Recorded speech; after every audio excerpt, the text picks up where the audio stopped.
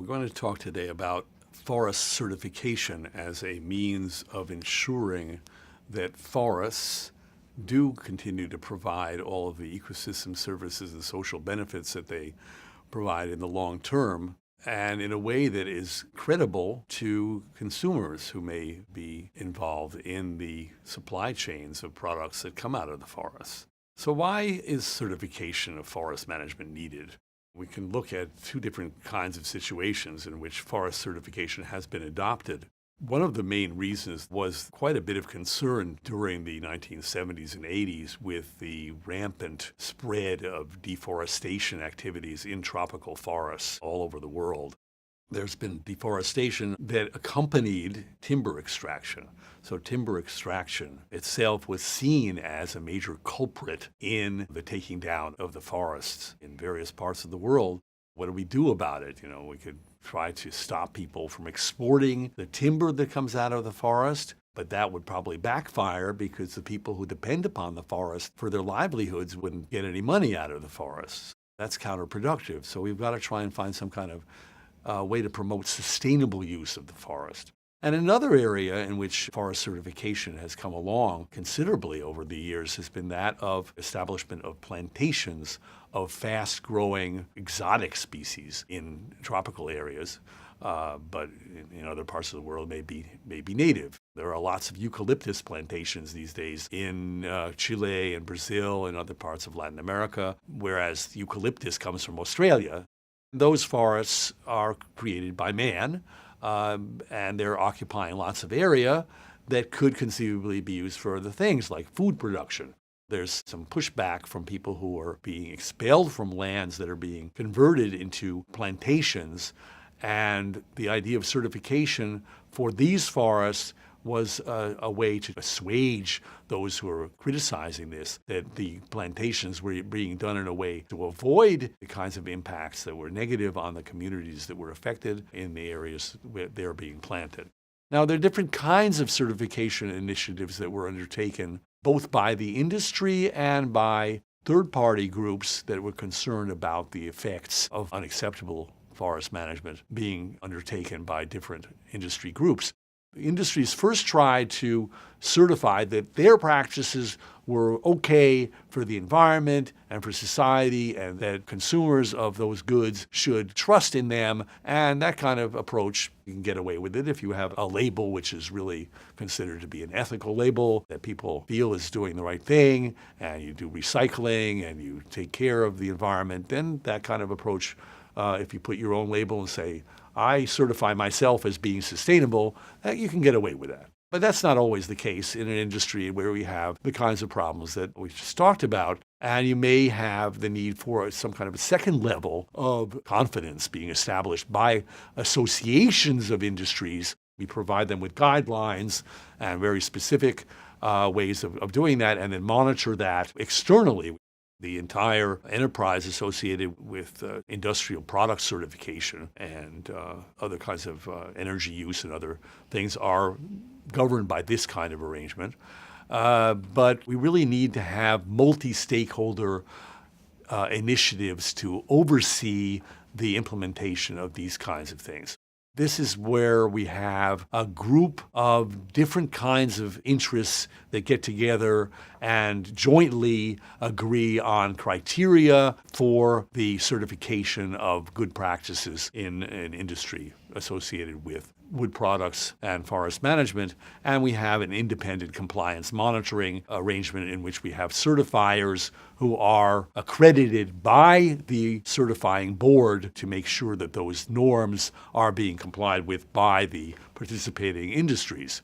And there's two major certification schemes that have been set up at a global level that are associated with forest management in northern boreal forests as well as in the tropics. The first one is a program for the endorsement of forest certification schemes. PEFC was created in 1999 by forest management organizations associated with the European communities. The certification itself is considered a voluntary voluntary activity, but their criteria are defined by conferences that regularly meet to define what is needed in terms of forest protection to comply with those demands. So the system recognizes there are a variety of different kinds of certification, but they also recognize practices that are adopted in other parts of the world. There is one in Brazil that has been adopted jointly with the Brazilian government and with the Brazilian standards organization called Serflor, which is certified as a kind of a third-party certification by the PEFC.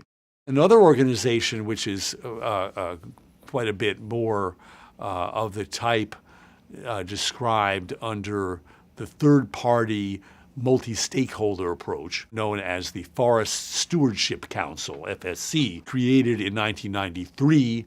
They accredited third-party certifiers that agreed on some very rigorous standards that were established among the three different groups that were established to adjudicate what should be the criteria that should be adopted for sustainable forest practice. And this was mostly to do with tropical forest management, but it became over time applied to all forests, all native forests in the world. The principles that were established by those three chambers, the environmental chamber, the social chamber, and the industrial chamber, well, economic, each chamber defines its criteria, and then they get together and negotiate something that is a consensual criteria for all groups combined. That's why they call it a multi-stakeholder arrangement.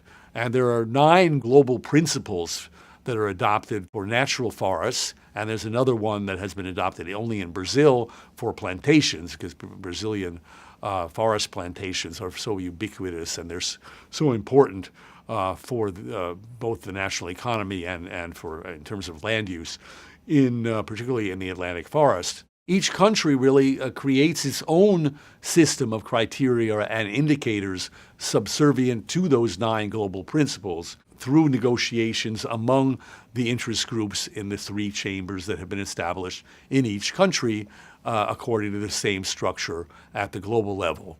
All of these groups are finally subservient to what is called the ISEAL Alliance consultation procedures for the establishment of principles, criteria, and indicators for certification initiatives worldwide.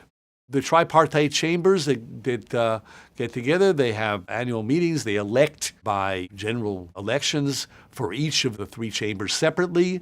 The social chamber is not subject to the industry's agreement on who should be the social representative. Social movements are going to decide who they want to represent them, to decide what are the social criteria that should be adopted, and the same thing with the environmental movement. So it's a very democratic organization. Nowadays, the major forest management and timber and non-timber producing countries of the world, including Russia, the US, Canada, Brazil, Argentina, Australia, China, India, and all of the European community, they also adhere to the FSC.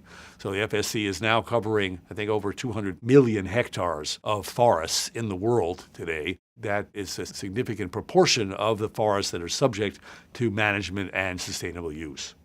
So the major characteristics of forest certification, looked at in more analytical terms, there are some costs that are borne by the managers of forests in order for them to adopt a certification system of this nature. They're going to have costs at the intake end when they have to have all of their operation audited by certifiers to make sure that they're complying with all 9, or in the case of Brazil, 10, of the principles that have been adopted by the FSC or by the PEFC to ensure their sustainability. There may be high implementation costs at the front end, and the returns are not necessarily that significant in terms of price differential. Just because you're certified doesn't necessarily mean you're going to get a higher price for your product than a non-certified group, but it may be the conditioning factor in getting you into a market. For example, you're not getting anywhere near the European market these days as a tropical timber purveyor if you do not have a certification, particularly FSC certification. Certain other areas of certification, like coffee certification, have been able to get price differentials that are pretty significant. But in the case of wood products, that has not really been the case.